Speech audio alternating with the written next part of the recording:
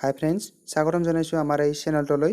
Friends, আজি লৈ আহিছোঁ অসমৰ 20টা জিকে, য'ত অসমৰ প্ৰথম অসমীয়া ব্যক্তিৰ বিষয়ে আলোচনা কৰা হৈছে।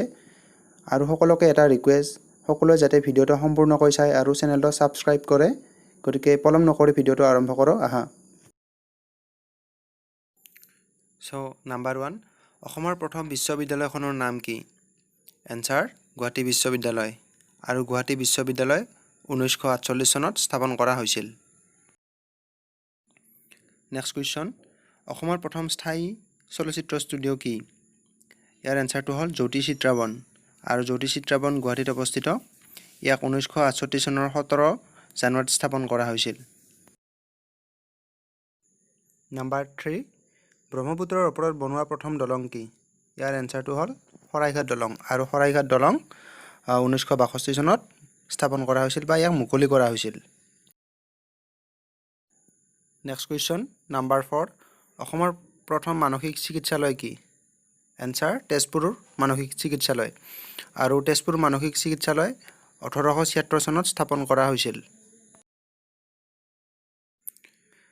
নাম্বাৰ 5, অসমৰ প্ৰথম তেল শোধনাগাৰ কি? এনচাৰ ডিগবৈ তেল শোধনাগাৰ। আৰু এই শোধনাগাৰটো 1901 চনত স্থাপন কৰা হৈছিল। ডিগবৈ তেল শোধনাগাৰ এছিয়া তথা ভাৰতৰ ভিতৰতেই প্ৰথম।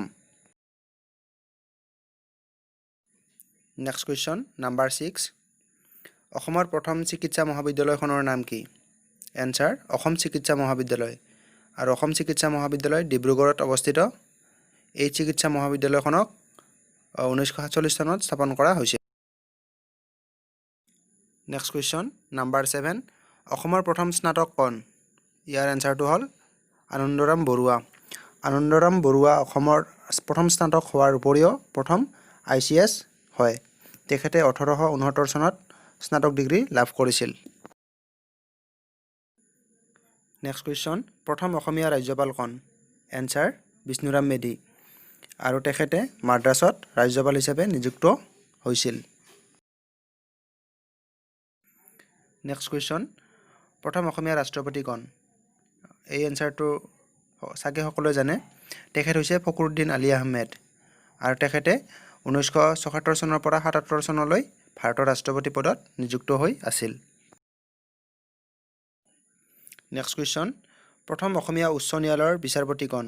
এনচাৰ হলিৰাম ডেকা। নেক্সট কুৱেশ্যন, নাম্বাৰ 11, প্ৰথম অসমীয়া উচ্চতম ন্যায়ালয়ৰ বিচাৰপতি কোন? এনচাৰ পাৰ্বতী কুমাৰ গোস্বামী। তেখেতে 1973 চনৰ পৰা 77 চনলৈ ভাৰতৰ উচ্চতম ন্যায়ালয়ৰ বিচাৰপতি হিচাপে কাৰ্যনিৰ্বাহ কৰিছিল। নেক্সট কুৱেশ্যন, প্ৰথম অসমীয়া জাতীয় কংগ্ৰেছৰ সভাপতি কোন? অৰ্থাৎ ভাৰতীয় জাতীয় কংগ্ৰেছৰ সভাপতি পদত নিযুক্তি পোৱা প্ৰথম অসমীয়া কোন? ইয়াৰ এনচাৰটো হ'ল Devkanta Barooah. Next question, number 13, অসমৰ প্ৰথম মহিলা স্নাতক কোন? ইয়াৰ এনচাৰ দুগৰাকী। সেই দুগৰাকী হৈছে সুখলতা দুৱৰা আৰু সুধালতা দুৱৰা। তেওঁলোকে 1918 চনত স্নাতক ডিগ্ৰী লাভ কৰিছিল। নেক্সট কুৱেশ্যন, নাম্বাৰ 14, দাদা চাহেব ফাল্কে বঁটা লাভ কৰা প্ৰথম অসমীয়া কোন? ইয়াৰ এনচাৰটো হ'ল ভূপেন হাজৰিকা। আৰু তেখেতে 1992 চনত এই বঁটা লাভ কৰিছিল। নেক্সট কুৱেশ্যন, পদ্মশ্ৰী সন্মান পোৱা প্ৰথম অসমীয়া মহিলা কবি কোন? ইয়াৰ এনচাৰটো হ'ল নলিনীবালা দেৱী। নেক্সট কুৱেশ্যন, এণ্টাৰ্কটিকাত পদাৰ্পণ কৰা প্ৰথম অসমীয়া কোন? এনচাৰ ৰাঘৱ চন্দ্ৰ ডেকা। তেখেতে 1987 চনৰ 21 ডিচেম্বৰ তাৰিখে এণ্টাৰ্কটিকাত পদাৰ্পণ কৰিছিল। নেক্সট কুৱেশ্যন, নাম্বাৰ 17, প্ৰথম অসমীয়া মহিলা কেন্দ্ৰীয় মন্ত্ৰী কোন? ইয়াৰ এনচাৰটো হ'ল ৰেণুকা দেৱী বৰকটকী। তেখেত 1977 চনৰ কেন্দ্ৰীয় মন্ত্ৰীসভাৰ মন্ত্ৰী আছিল। নেক্সট কুৱেশ্যন, অসমৰ প্ৰথম মহিলা মুখ্যমন্ত্ৰী কোন? Answer Syeda Anowara Timur. তেখেত 1980 চনৰ পৰা 1981 চনলৈ অসমৰ মুখ্যমন্ত্ৰী হৈ আছিল। নেক্সট, অসমৰ প্ৰথম মহিলা মহকুমাধিপতি কোন? এনচাৰ সুচিব্ৰতা ৰায়চৌধুৰী। নেক্সট কুৱেশ্যন, প্ৰথম অসমীয়া ভাৰতৰ মুখ্য নিৰ্বাচন আয়ুক্ত কোন? অৰ্থাৎ ভাৰতৰ মুখ্য নিৰ্বাচন আয়ুক্ত পদত নিৰ্বাচিত হোৱা প্ৰথম অসমীয়া কোন? এনচাৰটো হৈছে হৰিশংকৰ ব্ৰহ্ম। তেখেতে 2015 চনত এই পদত নিযুক্তি হৈছিল।